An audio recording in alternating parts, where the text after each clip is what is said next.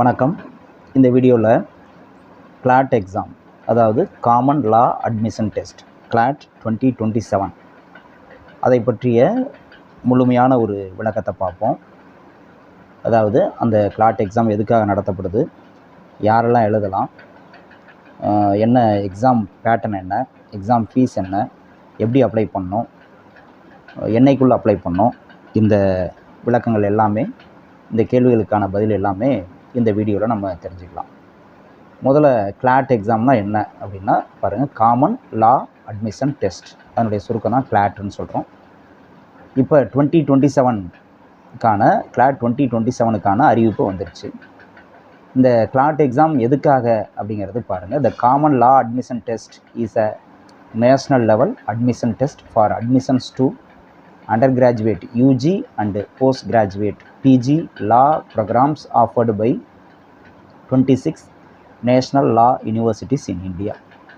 So இந்தியாவில் இருக்கக்கூடிய தேசிய சட்ட பல்கலைக்கழகங்கள் வழங்கக்கூடிய இளநிலை சட்டப்படிப்பு மற்றும் முதுநிலை சட்டப்படிப்புக்கான ஒரு நுழைவுத் தேர்வு தான் இந்த கிளாட் எக்ஸாம் அப்படிங்கிறது. இது இளநிலை அதாவது யூஜி ப்ரோக்ராம்ஸ்க்கு அண்டர் கிராஜுவேட்டுக்கு தனியாகவும் போஸ்ட் கிராஜுவேட்டுக்கு தனியாகவும் இருக்குது.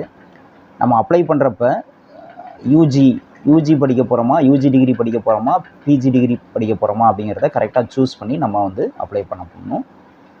நம்மளை பொறுத்தவரையும் +2 முடித்தவங்க யூஜி தான் படிப்போம், அண்டர் கிராஜுவேட் கோர்ஸ் தான் படிப்போம். ஸோ யூஜியை சூஸ் பண்ணி அப்ளை பண்ணணும், இது ரொம்ப முக்கியம். இப்போ இதுக்கு எலிஜிபிலிட்டி என்ன, யூஜி ப்ரோக்ராம்ஸ் படிக்கிறதுக்கு அண்டர் கிராஜுவேட், அதாவது இளநிலை பட்டம் பெறுவது, இளநிலை சட்ட படிப்பு படிக்கிறதுக்கு என்ன தகுதி என்ன அப்படின்னு பாருங்கள். இந்த எக்ஸாம் எழுதுறதுக்கு என்ன தகுதி சொல்லியிருக்காங்க பாருங்கள். எலிஜிபிலிட்டி அப்படின்னு பார்த்தோம்னா, நோ அப்பர் ஏஜ் லிமிட். அப்போ உச்சபட்ச வயது வரம்பு அப்படின்ட்டு எதுவுமே கிடையாது. எத்தனை வயசு உள்ளவங்களும் இந்த எக்ஸாமை எழுதலாம். அடுத்து பாருங்கள், pass in +2 with 45% marks for general and OBC category. ஜென்ரலுக்கும் ஓபிசி கேட்டகரிக்கும் இவங்க வந்து +2 பாஸ் பண்ணியிருக்கணும். அது மட்டும் இல்லாமல் 45% மார்க்ஸ் இருக்கணும் ஜென்ரல் கேட்டகரி அண்டு ஓபிசி கேட்டகரியாக இருந்தால். அதே எஸ்சி எஸ்டி பிடபிள்யூடியாக இருந்ததுன்னா அவங்க வந்து 40% மார்க்ஸ் இருந்தால் போதும். பிடபிள்யூடி அப்படின்னா பர்சன் வித் டிசபிலிட்டி. ஸோ இவங்களுக்கெல்லாம் 40% மார்க்ஸ் இருந்தால் போதும். ஸோ இதுதான் எஜுகேஷனல் குவாலிஃபிகேஷன் எலிஜிபிலிட்டின்னு பார்த்தா. அடுத்து பாருங்கள், candidates appearing for the qualifying examination in March R April 2027 are also eligible to apply. However they shall be required to produce an evidence of their passing the qualifying examination at the time of admission, failing which they shall lose their right to be considered for admission. அப்போது +2 pass பண்ணி இந்த marks எடுத்தவங்க மட்டும் இல்லாமல் இப்போ +2 exam எழுத போகிறவங்க, அதாவது இந்த மார்ச் ஆர் ஏப்ரல் 2027 எக்ஸாம் எழுத போகிறவங்களும் இந்த கிளாட் 2027 எக்ஸாமுக்கு அப்பியர் ஆக முடியும். ஆனால் அந்த கிளாட் 2027 எக்ஸாம் எழுதி முடிச்சுட்டு காலேஜ் அட்மிஷன் போட போகிறப்ப நம்ம வந்து அந்த 12th மார்க் ஷீட் இதெல்லாம் வந்து சப்மிட் பண்ணணும். அடுத்து பாருங்கள், டியூரேஷன் ஆஃப் எக்ஸாம். இந்த கிளாட் எக்ஸாம் வந்து எவ்வளோ நேரம் நடக்குது அப்படின்னா 2 hours நடக்குது. 2 மணி நேரம், முழுசாக 2 மணி நேரம் நடக்குது. அடுத்து ஸ்கீம் ஆஃப் எக்ஸாமினேஷன் என்ன அப்படின்னு பார்த்தோம்னா, 120 கொஷின்ஸ் இருக்கும். மொத்தம் 120 கொஷின்ஸ் இருக்கும், வினாக்கள். அது எல்லாமே MCQ தான், மல்டிபிள் சாய்ஸ் கொஷின்ஸ் தான். அதில் பார்த்தீங்கன்னா 1 mark for every correct answer. ஒவ்வொரு சரியான விடைக்கும் 1 மதிப்பெண். அடுத்து -0.25 mark for every incorrect answer. அப்போ நீங்கள் தப்பாக ஆன்சர் பண்ண ஒவ்வொரு கொஷினுக்கும் எவ்வளோ மார்க் குறையுதுன்னா 1/4 மார்க் குறையுது, மைனஸ் மார்க் இருக்குது. அடுத்து பாருங்கள், 0 mark for each unanswered question, unattended question. நீங்கள் ஏதாவது ஒரு கொஸ்டின் வந்து ஆன்சர் தெரியல அப்படின்னா அதை அட்டன் பண்ணாமையே விட்டுட்டா அதுக்கு எந்த மார்க்கும் கிடையாது, 0 தான். அதனால் பாதிப்பு கிடையாது. ஆனால் அட்டன் பண்ணி தப்பான ஆன்சராக இருந்ததுன்னா அதுக்கு கண்டிப்பாக 1/4 மார்க் வந்து ரெடியூஸ் ஆகுது, -0.25 மார்க் வரும். ஸோ இதுதான் ஸ்கீம் ஆஃப் எக்ஸாம். அடுத்து பார்த்தீங்கன்னா, ஏரியா ஆஃப் கொஸ்டின்ஸ். எந்தெந்த ஏரியாவிலேருந்து கொஸ்டின் வருது அப்படின்னா, ஃபஸ்ட்டு வந்து இங்கிலீஷ் லாங்குவேஜ், அடுத்து current affairs including general knowledge, அடுத்து லீகல் ரீசனிங், அடுத்து லாஜிக்கல் ரீசனிங், அடுத்து குவான்டிடேட்டிவ் டெக்னிக்ஸ். இதுதான் வந்து ஏரியாஸ். அப்போ மொத்தம் 5 ஏரியாஸ்லேருந்து கொஸ்டின் வருது. இதுக்குன்னு நீங்கள் பார்த்தீங்கன்னா பிரத்யோகமாக எதுவும் பெரிய அளவில் படிக்கணும்னு அவசியம் கிடையாது. இங்கிலீஷ் லாங்குவேஜ் பேசிக்காக இங்கிலீஷ் லாங்குவேஜில் நம்ம வந்து ஒரு பேராகிராஃபை படித்து அதுக்கு ஆன்சர் பண்ணுற இங்கிலீஷை புரிஞ்சுக்கிட்டு ஆன்சர் பண்ணுற இது இருக்கணும். அடுத்து current affairs including general knowledge அப்படின்னா ரெகுலராக நியூஸ் பேப்பர் படித்து முக்கிய செய்திகளை நோட் பண்ணி வச்சுக்கிட்டு அதை ரிவைஸ் பண்ணிக்கிட்டே இருக்கணும். லீகல் ரீசனிங் அப்படின்னா சட்டம் சம்மந்தப்பட்ட ஏதாவது ஒரு பேசேஜ் வந்து கொடுத்துருப்பாங்க, அதை படித்து புரிஞ்சுக்கிட்டு கீழே உள்ள கொஸ்டினுக்கு ஆன்சர் பண்ணுற மாதிரி இருக்கும். அடுத்து லாஜிக்கல் ரீசனிங்கிறது ஜென்ரலாக நம்ம லாஜிக்கல் ரீசனிங் சொல்லுவோம் இல்லையா, அந்த மாதிரி கொஸ்டின்ஸ் வந்து ஜென்ரலாக இருக்கும். குவான்டிடேட்டிவ் டெக்னிக்ஸ் அதுவும் அப்படி தான், மேத்தமெட்டிக்கலாக சில சிம்பிளான மேத்தமெட்டிக்கல் கொஸ்டின்ஸ் வந்து இருக்கும், அதுக்கு ஆன்சர் பண்ணுற மாதிரி இருக்கும். அடுத்து பாருங்கள், சப்ஜெக்ட் ஏரியாஸ் வித் வெயிட்டேஜ், எந்தெந்த ஏரியாவில் எவ்வளோ கொஸ்டின்ஸ் வருது அப்படிங்கிறத கொடுத்துருக்காங்க. இங்கிலீஷ் லாங்குவேஜில் எத்தனை கொஸ்டின்ஸ் இருக்குன்னா 22லேருந்து 26 கொஸ்டின். நம்ம மொத்தமாக 120 கொஸ்டின் சொல்லியிருக்கோம் இல்லையா, அதில் வந்து ஒரு 22லேருந்து 26 கொஸ்டின்ஸ் வந்து கேட்கலாம். ரஃப்லி 20% ஆஃப் த பேப்பர். அப்போ 20% மார்க் வந்து இங்கிலீஷ் லாங்குவேஜில் இருக்குது. அடுத்து பாருங்கள், current affairs including general knowledge, அதில் வந்து பார்த்தீங்கன்னா 25%, 25% ஆஃப் த பேப்பர். அதாவது 28லேருந்து 32 கொஸ்டின் வரலாம், 25% ஆஃப் த பேப்பர். அடுத்து பாருங்கள், லீகல் ரீசனிங், லீகல் ரீசனிங்கில் 28 to 32 கொஸ்டின்ஸ், அதாவது 25% ஆஃப் த கொஸ்டின் பேப்பர். அடுத்து லாஜிக்கல் ரீசனிங், அதில் நமக்கு 22லேருந்து 26 கொஸ்டின்ஸ் ரஃப்லி 20% ஆஃப் த கொஸ்டின் பேப்பர். அடுத்து குவான்டிடேட்டிவ் டெக்னிக்ஸ், அதில் 10 to 14 கொஸ்டின்ஸ் தான், ரஃப்லி 10% தான். அப்போ இந்த குவான்டிடேட்டிவ் டெக்னிக்ஸுங்கிறது நமக்கு வந்து 10% தான், மீதி உள்ள ஏரியா தான் வந்து நிறைய கொஸ்டின்ஸ் வருது அப்படிங்கிறது தெரியுது. அடுத்து பாருங்கள், ஆன்லைன் அப்ளிகேஷன், அதாவது இந்த கிளாட் எக்ஸாமுக்காக நீங்கள் அப்ளை பண்ணுறது வந்து ஆன்லைன் மோடில் தான் அப்ளை பண்ணணும், ஆஃப்லைனில் அப்ளை பண்ண முடியாது. எந்த டேட்டுக்குள்ளே அப்ளை பண்ணணும் அப்படின்னா பாருங்கள், ஆகஸ்ட் 3லேருந்து இப்போலாம் அப்ளை பண்ணலாம். ஆகஸ்ட் 3 அப்ளிகேஷன் ப்ராசஸ் வந்து ஸ்டார்ட் ஆயிடுச்சு, அப்ளிகேஷன் விண்டோ ஓப்பன் ஆயிடுச்சு, ஆகஸ்ட் 3 ஓப்பன் ஆயிடுச்சு. இன்றைக்கி தேதி வந்து ஆகஸ்ட் 21. ஸோ அப்போ இருந்து ஆகஸ்ட் 3லேருந்து எதுவரையும் செப்டம்பர், அக்டோபர் 31 வரலையும் நம்ம வந்து அப்ளை பண்ண முடியும். டைம் இருக்குது இன்னும். இந்த ஆகஸ்ட் ஃபுல்லாக அப்ளை பண்ண முடியும், செப்டம்பர் ஃபுல்லாக அப்ளை பண்ண முடியும், அடுத்து அக்டோபர் ஃபுல்லாக அப்ளை பண்ண முடியும். அக்டோபர் 31 வரலையும் நம்ம வந்து அப்ளை பண்ண முடியும். அடுத்து பாருங்கள், documents to be uploaded with the online application. Online அப்ளிகேஷனில் என்னென்ன டாக்குமெண்ட்ஸ் நம்ம வந்து அப்லோட் பண்ணோம் அப்படின்னா, ஒன்று வந்து front facing passport size recent photograph with plain background, ரொம்ப முக்கியம். ஃப்ரண்ட் ஃபேஸிங், அதாவது சைடாக பார்த்த மாதிரிலாம் இருக்கக்கூடாது, நேராக பார்த்த மாதிரி ஒரு photo, recent photo with plain background. அப்படின்னா பேக் சைடு வந்து பிளைனாக இருக்கணும், பிளைனாக ப்ளூவாகவோ ஒயிட்டாகவோ பிளைனாக இருக்கணும், வேறு எந்த டிசைன்ஸும் இருக்கக்கூடாது பேக்ரவுண்டில். அடுத்து சிக்னேச்சர் ஆஃப் த கேண்டிடேட்டோட சிக்னேச்சர் சாஃப்ட் காப்பி. அடுத்து category certificate if you are applying under SC ST OBC, இதுதான் ரொம்ப முக்கியம். கேட்டகரி சர்டிஃபிகேட்டுங்கிறது நம்மளுடைய கம்யூனிட்டி சர்டிஃபிகேட். SC STயாக இருந்தால் நம்ம SC ST சர்டிஃபிகேட் வச்சுருப்போம், ஸ்டேட் கவர்மெண்ட் கொடுத்த SC ST சர்டிஃபிகேட் வச்சுருப்போம். நீங்கள் வந்து BC MBCயாக இருந்தால் நீங்கள் வந்து OBC சர்டிஃபிகேட் வாங்கணும், BC MBCயாக இருந்தால் OBC சர்டிஃபிகேட் வாங்கணும்.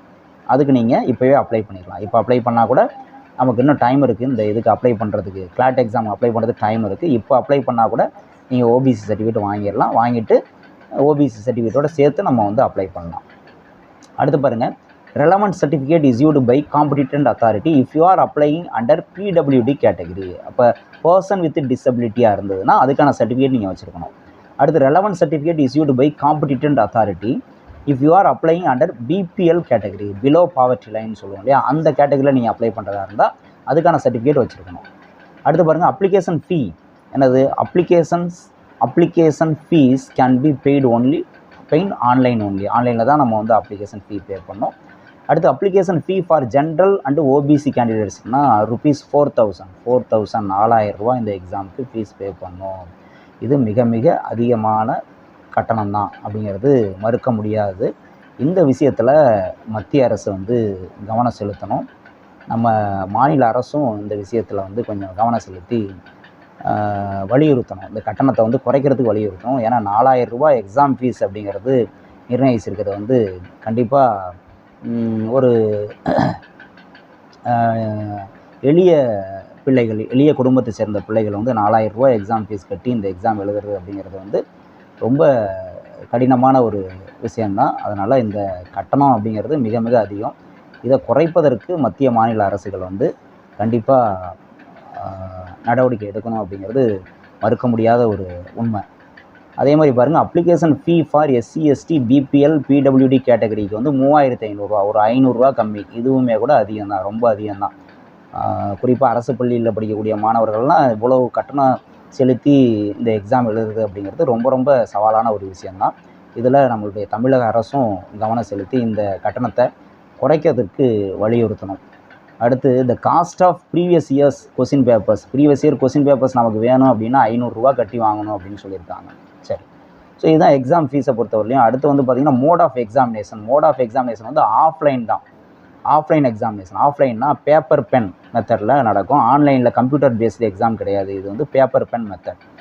அடுத்து medium of examination only English. ஃபுல்லாக இங்கிலீஷில் மட்டும்தான் இருக்கும். கொஸ்டின் வந்து இங்கிலீஷில் தான் இருக்கும், ஆன்சர் இங்கிலீஷில் தான் இருக்கும். நம்ம வந்து இங்கிலீஷில் தான் நம்ம ஆப்ஷன்ஸை வந்து சூஸ் பண்ணோம். ஸோ ஃபுல் அண்ட் ஃபுல் இங்கிலீஷில் தான் இருக்கும். ஹிந்தியில் கூட இருக்காது. வேறு ரீஜனல் லாங்குவேஜஸ் எதுலேயுமே இருக்காது. தமிழ்லையோ இல்லை வேறு எந்த லாங்குவேஜ்லேயும் இருக்காது. இங்கிலீஷில் தான் கொஸ்டின் பேப்பர் இருக்கும். ஸோ இந்த விஷயத்தில் நம்ம கவனமாக இருக்கணும். ஸோ இங்கிலீஷ் வந்து நல்லா லேர்ன் பண்ணிக்கணும். எல்லாமே இங்கிலீஷில் தான் இருக்கும். அதை இங்கிலீஷில் படித்து புரிஞ்சு அதுக்கு ஆன்சர் பண்ணுற அளவுக்கு நம்ம அதற்கான திறனை வந்து வளர்த்துக்கணும் அப்படிங்கிறது முக்கியம். அடுத்து CLAT 2027 exam date and time. இந்த 2027க்கான எக்ஸாம் எப்போ நடக்குதுன்னா டிசம்பர் 2026 நடக்குது. கிளாட் 2027 2027க்கான எக்ஸாம் தான். அது எப்போ நடக்குதுன்னா 2026 டிசம்பர் 6ஆம் தேதி நடக்குது. சண்டே நடக்குது. டைம் பாருங்கள், 2 மணி, மதியம் 2 மணிலேருந்து 4 மணி வரலையும். இது வந்து ஜென்ரலாக உள்ளது, எல்லாத்துக்கும் உள்ளது. பிடபிள்யூடியாக இருந்ததுன்னா, அதாவது பர்சன் வித் டிசபிலிட்டியாக இருந்தாங்க அப்படின்னா அவங்களுக்கு வந்து ஒரு 40 நிமிடங்கள் அதிகமாக கொடுத்துருக்காங்க. 2 மணிலேருந்து 4:40 வரையும் நடக்குது. அடுத்து பாருங்கள், if 2 persons have same marks in CLAT exam. 2 பேர் இந்த CLAT எக்ஸாம் மார்க்கை வச்சு தான் அட்மிஷன் கொடுக்குறாங்க. அப்போ 2 பேர் வந்து ஒரே மார்க்கு எடுத்திருந்தாங்க அப்படின்னா யாருக்கு சீட்டு கொடுக்குறது அப்படின்னா அடுத்து என்ன பார்க்குறாங்கன்னா higher marks in the component section on legal aptitude in the CLAT 2027 exam. அப்போ higher marks in the component or section on legal aptitude அப்படின்னா அந்த 5 பிரான்ச் இருக்கு இல்லையா, 5 ஏரியாஸ் இருக்கு இல்லையா கொஸ்டினில், அதில் லீகல் ஆப்டிடியூடில் யார் அதிகமாக மார்க் வாங்கியிருக்காங்கிறத பார்க்குறாங்க. அடுத்து ஹையர் ஏஜ், அதுலேயும் வந்து சேமாக மார்க் இருக்குது அப்படின்னா ஹையர் ஏஜ் யார் வந்து டேட் ஆஃப் பர்த்தில் சீனியர், ஏஜில் யார் சீனியர்னு பார்க்குறாங்க. அதுவும் ஈக்குவலாக இருக்குது அப்படின்னா கம்ப்யூட்டரைஸ்டு ட்ரா ஆஃப் லாட்ஸ் அப்படின்னா குலுக்கல் முறையில் தேர்ந்தெடுப்பாங்க. இதுதான் வந்து CLAT எக்ஸாமில் சேம் மார்க் 2 பேரும் வாங்கியிருந்தா அவங்கள யார் சூஸ் பண்ணுறதுங்கிறது.